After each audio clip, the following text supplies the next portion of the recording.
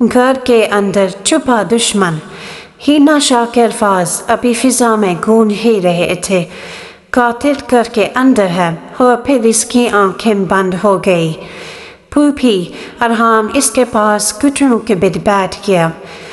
Doctor فوراً آگے بڑھا. اس نے نمبرز چیک کی. کمرے میں موجود ہر شخص سانس روک کے کھڑا تھا. چند لمحوں بعد ڈاکٹر نے سر اٹھایا. یہ زندہ ہے. سب نے سکون کا سانس لیا. لیکن حالت بہت نازک ہے. خنجر دل کے قریب لگا ہے. اگر اگلے چند گھنٹوں میں ہوش نہ آیا تو وہ جملہ ادھورا چھوڑ گیا.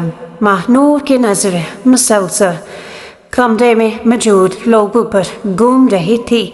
ہینا نے مرنے سے پہلے کیا کہا تھا؟ قاتل گھر کے اندر ہے. اس کا مطلب تھا کہ حملہ آور انہی میں سے کوئی تھا. یہاں پہ ان کے بہت قریب ریسیور ارحام اچانک کھڑا ہوا.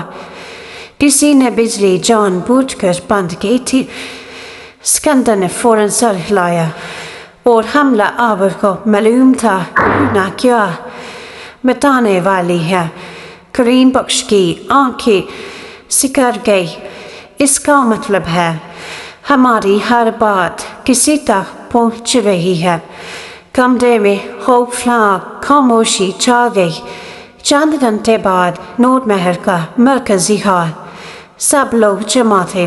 ہاتھ کے درمیان ایک لیپ ٹاپ رکھا ہوا تھا. اس کے ساتھ وہی پین ڈرائیو موجود تھی جس کے لیے اتنے لوگ مر چکے تھے. جلال الدین خاموشی سے ایک طرف بیٹھا تھا. پہلی بار وہ کمزور نظر آ رہا تھا. ارحام نے پین ڈرائیو اٹھائی. جو بھی سچ ہے آج سامنے آ جائے گا. اس نے پین ڈرائیو لیپ ٹاپ میں لگائی. اسکرین روشن ہو گئی. صرف ایک ویڈیو فائل موجود تھی. نام لکھا تھا فائنل ٹروتھ. ماہنور کا دل زور زور سے دھڑکنے لگا. ویڈیو چلائی گئی. اسکرین پر پہلے اندھیرا نظر آیا. پھر تصویر واضح ہونے لگی. یہ نور محل کا پرانا اسٹڈی روم تھا. تاریخ درج تھی 17 جولائی 2006.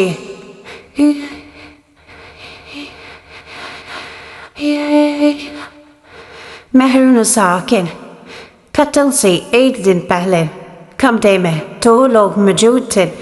پہلا شخص محرون لسان تھی. دوسرا شخص دیکھ کر سب چونک گئے. وہ جلال الدین تھا. ویڈیو میں محرون لسان غصے میں نظر آ رہی تھی. میں خاموش نہیں رہوں گی. جلال الدین سخت لہجے میں جواب دیا. تمہیں خاموش رہنا ہوگا. کیوں؟ کیونکہ اگر حقیقت سامنے آ گئی تو سب کچھ تباہ ہو جائے گا. محرون لسان نے میز پر کچھ فائدے پھینک دی. لوگ پہلے ہی مار رہے ہیں اور تم اب بھی اپنی جائیداد بچانا چاہتے ہو. جلال الدین کا چہرہ سخت ہو گیا. یہ صرف جائیداد کا معاملہ نہیں تو پھر کیا ہے؟ محرون لسان نے غصے سے پوچھا. جلال الدین موش رہا. پھر آہستہ سے بولا کیونکہ ماں نور زندہ ہے. کمرے میں بیٹھے سب لوگ چونک گئے. ماہنور کی سانس رک گئی. کیا؟ سامہ بے اختیار بول اٹھی. ویڈیو میں محرون لسان کی آنکھوں میں آنسو آ لے. وہ میری بیٹی ہے. جلال الدین نے سر ہلایا. اور اسی لیے مسئلہ ہے. کیا مطلب؟ پھر جلال الدین نے وہ جملہ کہا جس نے سب کے ہوش اڑا دیے. اگر لوگوں کو معلوم ہو گیا کہ ماہنور شاہ خاندان کی اصل وارث ہے تو سب کچھ بدل جائے گا. ہار نے مکمل خاموشی چھا گئی. ماہنور کے ہاتھ کانپنے لگے. تو یہ بات سچی تھی.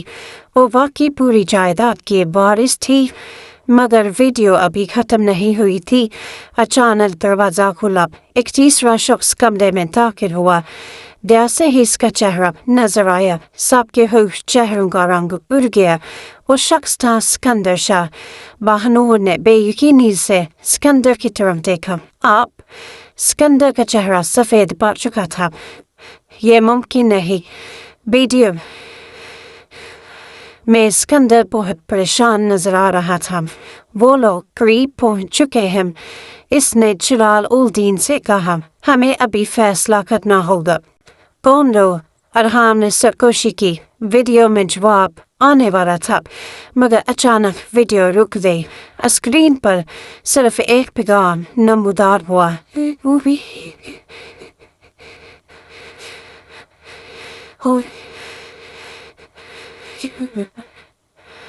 فائل کرپٹڈ نہیں۔ ارحام نے غصے سے میز پر ہاتھ مارا۔ آگے کیا تھا؟ کریم بخش نے مٹھی بیچ لی۔ کسی نے جان بوجھ کر ویڈیو کا آخری حصہ حذف کیا ہے۔ اسی لمحے باہر سے زوردار دھماکے کی آواز آئی۔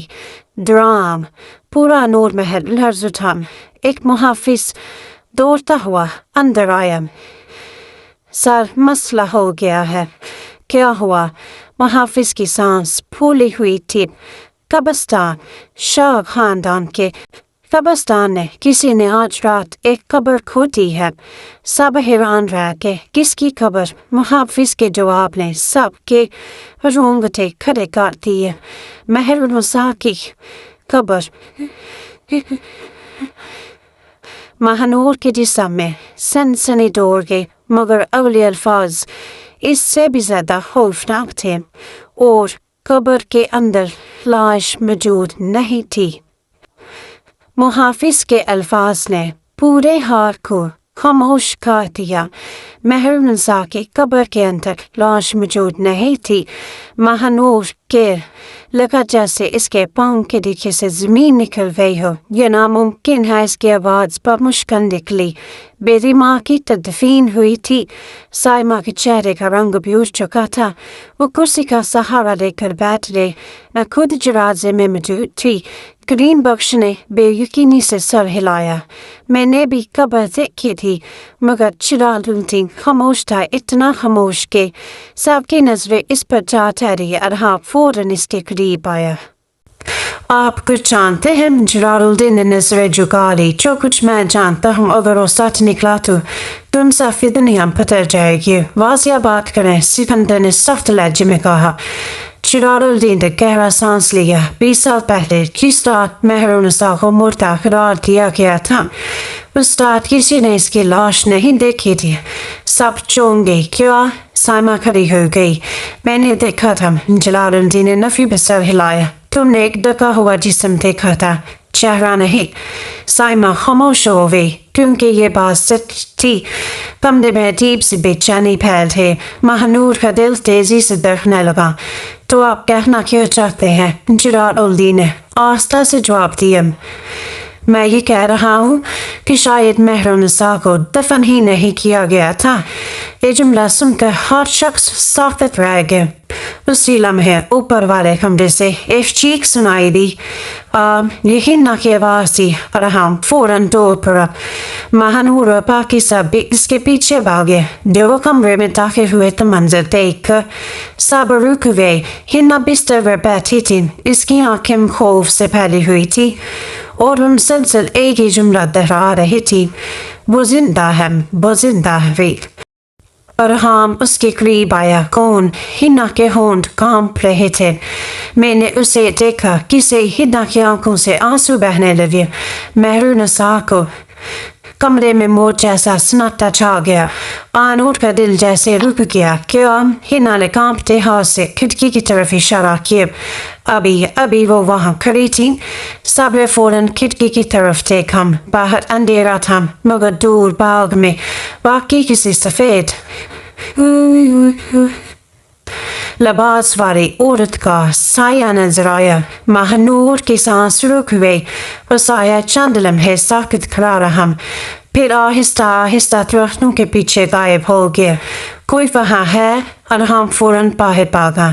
سکندر اور کریم بخش بھی اس کے پیچھے دوڑے۔ نور محل کا باغ، رات کی ٹھنڈی ہوا چل رہی تھی۔ وہ لوگ اس مقام پر پہنچے جہاں سایہ دیکھا گیا تھا، مگر وہاں کوئی موجود نہیں تھا، صرف زین پر ایک چیز پڑی تھی، ایک پرانا لاکٹ۔ مہنور نے لاکٹ اٹھایا۔ جیسے اس نے اسے کھولا، اس کی آنکھیں حیرت سے پھیل گئی۔ لاکٹ کے اندر ایک تصویر تھی۔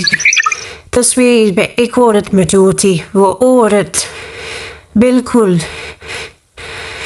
ماہنور جیسی دکھائی دیتی تھی، مگر تصویر کے پیچھے ٹور فاصلے کی وہ اس سے بھی زیادہ حیران کن تھے.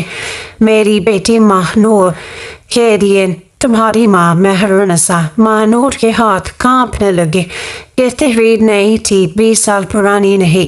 سیاہی ابھی تازہ لگ رہی تھی، اس کا مطلب صرف ایک ہو سکتا تھا. کسی نے یہ راکٹ حال ہی میں یہاں رکھا تھا اور وہ شخص مہرونسا کے بارے میں جانتا تھا یا خود مہرونسا تھی. اسی لمحے کریم بخش نے اچانک جاریوں میں کچھ دیکھا. رکو، واقع برم جاریوں کے پیچھے ایک چھوٹا سا بیگ پڑا تھا. بیگ کھولا گیا، اندر کچھ کپڑے، دوائیں اور ایک پرانی ڈائری موجود تھی. ڈائری کے پہلے صفحے پر نام لکھا تھا، مہرونسا شاہ. ماہنور کی آنکھوں میں آنسو آ گئے. یہ امی کی ڈائری ہے. اس نے فوراً ڈائری کھولی. پہلے چند صفحات خالی تھے، پھر ایک تاریخ درج تھی، 12 مارچ 2026.